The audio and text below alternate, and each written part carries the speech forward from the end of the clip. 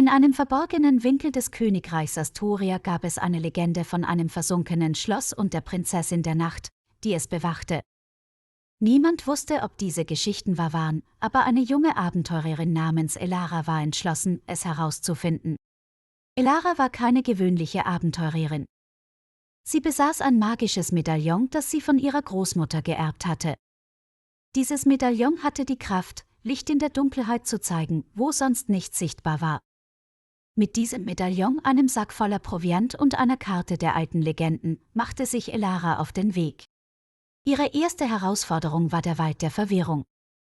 Die Bäume hier waren so dicht und die Pfade so verschlungen, dass viele, die hineingingen, nie wieder herauskamen. Aber mit der Hilfe ihres Medaillons fand Elara einen verborgenen Pfad, der sie sicher durch den Wald führte. Die nächste Prüfung war die Klippe der Winde. Ein falscher Schritt könnte tödlich sein. Doch Elara war mutig. Sie kletterte geschickt von Fels zu Fels, bis sie schließlich das Ufer des mythischen Sees erreichte, in dem das versunkene Schloss liegen sollte.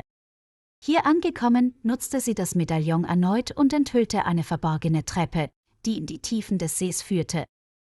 Sie stieg hinab und fand sich in einem prächtigen, unterirdischen Schloss wieder. Dort traf sie auf die Prinzessin der Nacht. »Ich bin Prinzessin Selene, die Hüterin dieses Ortes«, sagte die Prinzessin. »Was suchst du hier?« »Ich suche die Wahrheit hinter den Legenden.« »Kann dieses Schloss wieder an die Oberfläche gehoben werden?« fragte Elara. »Ja, aber nur wenn das Herz des Schlosses, ein magischer Kristall, wiederhergestellt wird. Er wurde von einem bösen Zauberer gestohlen und in 4 Teile zerbrochen. Jeder Teil wird von einer Kreatur der Dunkelheit bewacht«, antwortete Selene. Entschlossen, das Rätsel zu lösen, begab sich Elara auf die Jagd nach den 4 Kristallteilen. Sie besiegte eine schattenhafte Bestie im Keller, löste das Rätsel einer steinernen Sphinx im Garten, überlistete einen feuerspeienden Drachen im Turm und befreite zuletzt eine gefangene Fee im Thronsaal. Mit allen 4 Teilen kehrte sie zu Selene zurück, die den Kristall mit einem Zauber reparierte.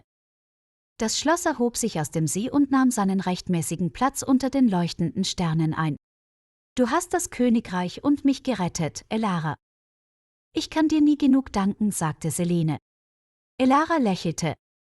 »Ich habe nur getan, was richtig war. Aber ich denke, es ist Zeit für mich, nach Hause zu gehen.« So kehrte Elara in ihr Dorf zurück, wo sie als Heldin gefeiert wurde. Sie trug immer das Medaillon und die Erinnerung an ihr großes Abenteuer im Herzen. Prinzessin Selene regierte das wiederhergestellte Schloss und es wurde ein Ort des Friedens und der Freude. Und so lebten sie alle glücklich bis ans Ende ihrer Tage.